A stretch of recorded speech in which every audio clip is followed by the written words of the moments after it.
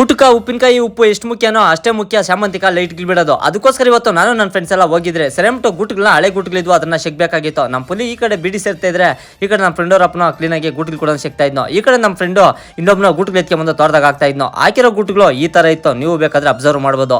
Time ನೋಡಿದೆ ಬೆಳಗ್ಗೆ 9:30 ಆಗಿತ್ತು. ನನ್ನ ಫ್ರೆಂಡ್ ಇವತ್ತು ಟಿಫನ್ ಕೂಡ ತರಿಸಿದ್ನೋ, ನಮ್ಮ ಪುಲ್ಲಿನೂ ಬಂದಿದ್ನೋ. ನಾನು ನನ್ನ ಫ್ರೆಂಡ್ಸ್ ಎಲ್ಲ ತಿಂದಿದ್ದೆಲ್ಲ ಆಗಿದ್ದಾದ್ಮೇಲೆ ಈ ಕಡೆ ಇನ್ನೊಬ್ಬ ಫ್ರೆಂಡ್ಸ್ಗೆ ಏನಪ್ಪ ಮಾಡ್ತಂದ್ರೆ ಈ ವೈರ್ಗಳನ್ನ ಕ್ಲೀನಾಗಿ ರೆಡಿ ಕೂಡ ಮಾಡ್ತಾ ಇದ್ರು.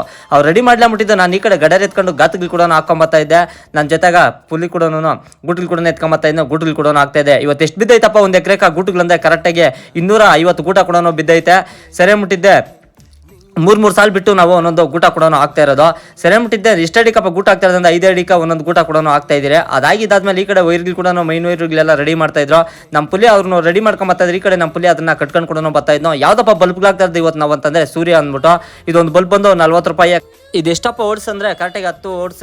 ಇದು ಕರೆಕ್ಟಾಗಿ ಬಾಕ್ಸ್ಗ 100 ಕೂಡ ಬರ್ತೈತೆ. ಎಕರೆಗ 350 ಬಲ್ಬ್ ಕೂಡ ಬೀಳ್ತೈತೆ. ಸೆರೆಮ್ಟ್ ಅದನ್ನೆಲ್ಲ ಇಟ್ಕೊಂಡು ನಮ್ಮ ಪುಲಿ ಕೂಡ ಹಾಕೊಂಡ್ ಬರ್ತಾ ಇದ್ನೋ. ನೀವು ನೋಡ್ಬೋದು ಈ ಕಡೆ ನನ್ನ ಫ್ರೆಂಡ್ ಬಿಚ್ತಾ ಇದ್ರೆ ಇನ್ನೊಬ್ಬ ಫ್ರೆಂಡ್ ಅದನ್ನ ಬಾಕ್ಸ್ಗ ಪ್ಯಾಕೇಜ್ ಮಾಡ್ತಾ ಇದ್ನೋ. ಯಾಕಪ್ಪ ಅಂತಂದ್ರೆ 1 ವರ್ಷ ಗ್ಯಾರಂಟಿ ಕೂಡ ಕೊಟ್ಟಿರ್ತಾನೆ. ಶಾಮಂತಿಕ ಲೈಟ್ಗಳು ಬಿಟ್ರೆ ಒಳ್ಳೆ ಗ್ರೋತ್ ಕೂಡ ಆಗ್ತೈತೆ, ಒಳ್ಳೆ ಟಾಕ್ಗಳು ಕೂಡ ಹೊಡಿತೈತೆ. ಕರೆಕ್ಟಾಗಿ 50 ದಿನ ಕೂಡ ಬಿಡಬೇಕು ಲೈಟ್ಗಳು. ನೀವು ಯಾರಾದ್ರೂ ನಮ್ಮ ರೈತರು ಶಾಮಂತಿಗೆ ಬೆಳೆದಿದ್ರೆ ಈ ತರ ಪ್ಲಾನ್ ಮಾಡಿ ಅಂತ ಹೇಳಕ ಇಷ್ಟಪಡ್ತೀನಿ. ಇಷ್ಟೆಲ್ಲ ಕಷ್ಟ ಬಿದ್ದಿದ್ಕ ನನ್ನ ಫ್ರೆಂಡ್ ನೀರನ್ನು ಕಬಾಬ್ ತರಿಸಿದ್ನೋ, ಅದೆಲ್ಲ ಅಲ್ಲೇ ಲೈಟ್ಗಳ ಹತ್ರನಾಗ ಹಾಕೊಂಡು ಕುತ್ಕೊಂಡು ಮನೆಗೆ ಬರಕ 9:30 ಆಗಿತ್ತು. ಇವತ್ತಿನ ಕತೆ ಇಷ್ಟು, ನಾಳೆ ಸಿಗ್ತೀನಿ ಫ್ರೆಂಡ್ಸ್.